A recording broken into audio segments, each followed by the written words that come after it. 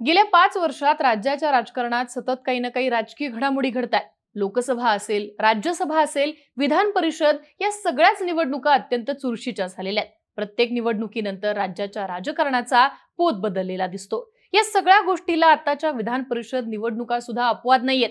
ज्याप्रमाणे एखादी ग्रामपंचायत निवडणूक चुरशीने लढली जाते, प्रत्येक मतासाठी झगडावं लागतं, अगदी तसंच यावेळी विधान परिषदेच्या निवडणुकीत होण्याची शक्यता आहे। कारण विधान परिषदेच्या 11 जागांसाठी 12 उमेदवारांनी अर्ज भरलेला आहे। 5 जुलैपर्यंतचे अधिकचे अर्ज मागे घेण्यात आले नाहीत, तर निवडणूक ही पक्की असल्याचं म्हटलं जाते। मग अशा वेळी कोण कोणाला पाडणार याची चर्चा सध्या जोरदार होतीये। पण दुसरीकडे जून 2022 मध्ये पार पडलेल्या राज्यसभा आणि विधान परिषद निवडणुकीत देवेंद्र फडणवीसांनी विरोधी पक्षात असताना सुद्धा आपलं राजकीय कौशल्य ज्या पद्धतीनं पणाला लावलं आणि महाविकास आघाडीचा पराभव केला, त्याचे दाखले दिले जात आहेत। तीच कामगिरी आता रिपीट करण्याचं दडपण सत्तेत असताना फडणवीसांवर असणार आहे। दुसऱ्या बाजूला लोकसभेच्या निवडणुकीत चांगली आणि प्रभावी कामगिरी केल्यामुळे महाविकास आघाडीचा विश्वासही उंचावलाय। ते सुद्धा आता भाजपचा आणि महायुतीचा पराभव करून विधानसभेसाठी विजय मुवमेंट कायम राहावा यासाठी प्रयत्न करताना दिसून येऊ शकतात। अशा परिस्थितीत जर निवडणूक झालीच तर कोणाचा उमेदवार पडणार याची जोरदार चर्चा होतीये। महायुतीकडनं भाजपनं सर्वाधिक 5 उमेदवार दिलेत, शिंदेंनी 2 आणि अजितदादांनी 2 उमेदवार दिलेत। त्यामुळे भाजपचे सगळ्यात जास्त उमेदवार असल्यानं भाजपचा 5वा उमेदवार पडणार अशा चर्चांनी जोर धरलाय। पण या गोष्टीमध्ये नेमकं किती तथ्य आहे? भाजपचा 5वा उमेदवार पडणार का? तो पडू नये यासाठी भाजप कोणती काळजी घेईल? आणि गेल्या वेळी पार पडलेल्या विधान परिषद निवडणुकीत भाजपने आणि फडणवीसांनी कशा प्रकारे मतांची जुळवाजुळव केली होती, इतिहास काय सांगतो, समजून घेऊयात या व्हिडिओतनं।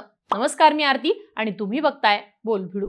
सगळ्यात आधी समजून घेऊयात ते म्हणजे देवेंद्र फडणवीसांनी 20 जून 2022 ला मतांची जुळवाजुळव नेमकी कशी केली होती। 20 जून 2022 ला विधान परिषदेच्या 10 जागांची निवडणूक लागली होती। तेव्हा मतांच्या कोट्यानुसार भाजपचे 4च आमदार निवडून यायला हवे होते, पण फडणवीस आणि महाराष्ट्र भाजपच्या नेत्यांनी चतुराईने 5वा उमेदवार सुद्धा निवडून आणला आणि प्रसाद लाड आमदार झाले। जेव्हा विधान परिषदेचा निकाल लागला होता तेव्हा निकालाच्या पहिल्या फेरीत भाजपच्या दरेकरांना 29 मतं मिळाली, श्रीकांत भारती यांना 30 मतं, राम शिंदेंना 30 तर उमा खापरेंना 27 मतं मिळाली। पहिल्या फेरीत भाजपचे 5 पैकी 4 उमेदवार निवडूनही आले, तर भाजपचे उमेदवार असणारे 5वे प्रसाद लाड यांना पहिल्या फेरीत 17 मतं मिळाली। म्हणजे भाजपला एकंदरीत सगळ्या उमेदवारांना 133 मतं मिळाली। दुसऱ्या बाजूला महाविकास आघाडीचा विचार केला तर राष्ट्रवादीच्या रामराजे निंबाळकरांना 28, एकनाथ खडसेंना 29, शिवसेनेच्या सचिन अहिर आणि आमच्या पाडवींना प्रत्येकी 26 तर काँग्रेसच्या चंद्रकांत हांडोरेंना 22 आणि काँग्रेसचे दुसरे उमेदवार भाई जगताप यांना 19 मतं मिळाली। या निवडणुकीत उमेदवाराला विजयी होण्यासाठी मतांचा कोटा होता 26 मतांचा। त्यामुळे राष्ट्रवादी आणि शिवसेनेचे 2 उमेदवार सहज निवडून आले, पण महाविकास आघाडीत काँग्रेसचे दोन्ही उमेदवार सहज निवडून येता येणं शक्य असताना सुद्धा त्यांचे पहिल्या पसंतीचे उमेदवार चंद्रकांत हांडोरे यांचा पराभव झाला होता। हांडोरेंचा पराभव महाविकास आघाडीसाठी धक्कादायक होता। तो कसा आणि का झाला हे समजून घेण्यासाठी पक्षानुसार त्यावेळी किती मतदान झालं होतं ते देखील पाहावं लागतं। विधान परिषदेच्या निवडणुकीत भाजपला पहिल्या पसंतीची 133 मतं मिळाली होती, राष्ट्रवादीच्या 2 उमेदवारांना पहिल्या पसंतीची एकूण 57 मतं मिळाली, शिवसेनेच्या उमेदवारांना पहिल्या पसंतीची 52 मतं मिळाली तर काँग्रेसच्या उमेदवारांना पहिल्या पसंतीची फक्त 41 मतं मिळाली। या मतमोजणीत 2 मतं बाद ठरवण्यात आली होती। त्यापैकी एक मत भाजपच्या उमा खापरे यांना पडलेलं तर दुसरं मत रामराजे निंबाळकर यांना पडलं होतं। आता भाजप आणि फडणवीसांनी त्यांच्याकडे संख्या नसताना 5वा उमेदवार कसा निवडून आणला होता हे समजून घेण्यासाठी तेव्हा प्रत्येक पक्षाकडे नक्की संख्याबळ किती होतं आणि कोणाची मतं फुटली होती हे पाहावं लागतं। तर भाजपचे तेव्हा राज्यामध्ये एकूण 106 आमदार होते। याशिवाय भाजपला 7 अपक्ष आणि इतर घटक पक्षांच्या आमदारांचा पाठिंबा देखील होता।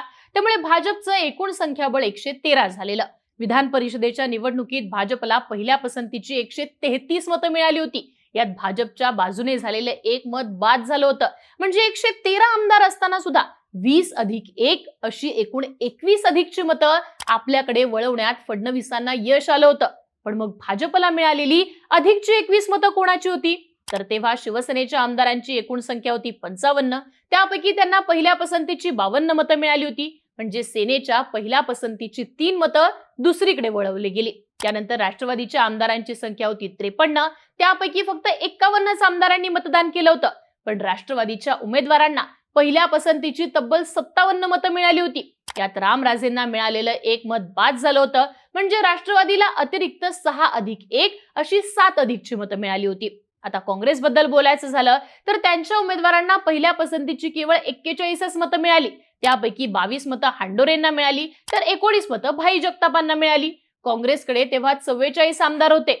म्हणजे काँग्रेसची 3 मतं सपशेल फुटली होती. यामुळे झालं काय तर काँग्रेसचे दोन्ही उमेदवार दुसऱ्या फेरीत पोहोचले. महाविकास आघाडीनं दुसऱ्या फेरीसाठी फक्त भाई जगताप यांच्यासाठीच तयारी केली होती. त्यानुसार ते निवडून सुद्धा आले. पण भाजपनं काँग्रेसचे दोन्ही उमेदवार दुसऱ्या फेरीत आणून भाजपचे 5वे उमेदवार प्रसाद लाड यांना निवडून आणण्याची सोय केली. खरं तर महाविकास आघाडीकडे त्यांचे सगळे उमेदवार म्हणजे 6 उमेदवार निवडून आणण्यासाठी पुरेसं मतदान होतं. मात्र जेव्हा निकाल हातात आला तेव्हा चंद्रकांत हांडोरेंना पहिल्या पसंतीची 22 मतं मिळाली, म्हणजे कोट्यापेक्षा 4 मतं कमी. तर भाई जगतापांना 18 मतांऐवजी 19 मतं मिळाली, म्हणजे कोट्यापेक्षा 1 मत जास्तीचं. यानंतर शिवसेनेकडे असलेली 3+ची मतं आम्ही काँग्रेसच्या उमेदवाराकडे ट्रान्सफर केल्याचा दावा शिवसेना नेते सचिन अहिर यांनी केला होता. पण राष्ट्रवादी काँग्रेसच्या उमेदवारांना मात्र 7 मतं अधिकची मिळाली.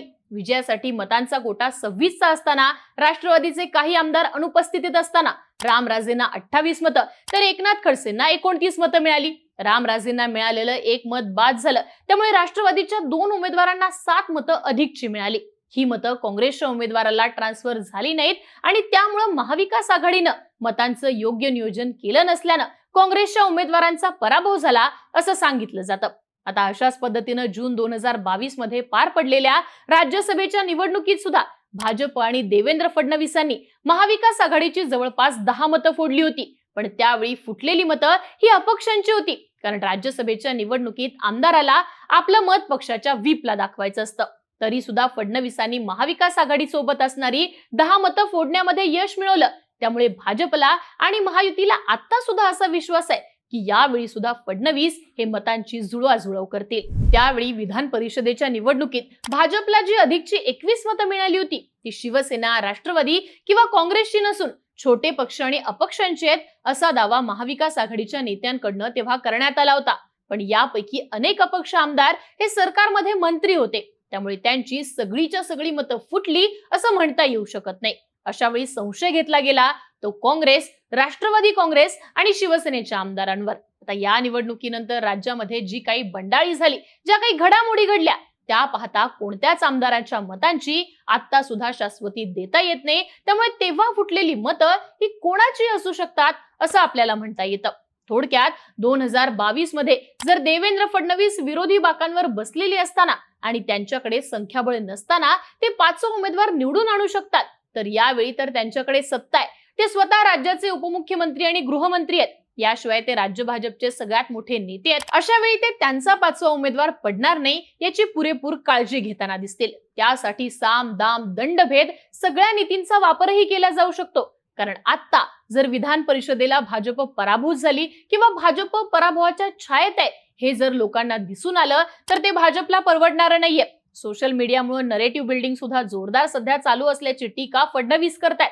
अशा स्थितीत लोकसभेनंतर आमदारांकडनं निवडून येणाऱ्या विधान परिषदेत भाजपचा उमेदवार पडला किंवा भाजप पराभूत झाली तर हा मेसेज लोकांमध्ये विधानसभेसाठी जाऊ शकतो आणि महाविकास आघाडीच्या केडरमध्ये यामुळे आत्मविश्वास आणखीनच बळावला जाऊ शकतो. त्यामुळे भाजपला लोकसभेसारखा मोठा फटका विधानसभेला देखील बसून द्यायचा नसेल तर त्यांना सध्या विधान परिषदेच्या निवडणुकीत भाजपच्या 5 उमेदवारांसह महायुतीचे सगळे 9 आमदार निवडून आणणं गरजेचं असणार आहे. आता महाविकास आघाडीबद्दल बोलायचं तर काँग्रेसकडनं प्रज्ञा सातव मैदानात आहेत.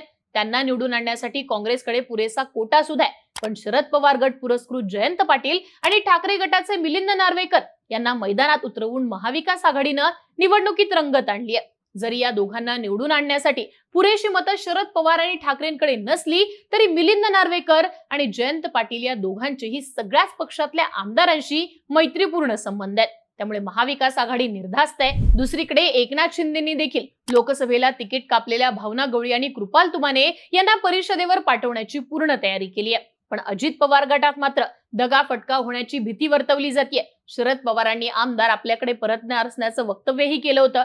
त्यामुळे दादांच्या दुसऱ्या उमेदवाराचं काय होणार याच्या चर्चा सध्या चालू आहेत.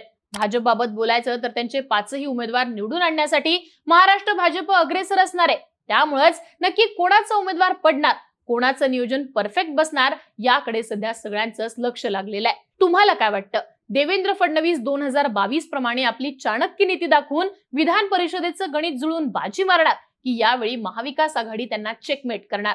तुमच्या प्रतिक्रिया कमेंट बॉक्समध्ये लिहून नक्की कळवा आणि विधान परिषद निवडणुकीचे त्याच पद्धतीने राज्यातल्या प्रत्येक घडामोडींचे अपडेट जाणून घेण्यासाठी बोल व्हिडिओला नक्की सबस्क्राईब करा.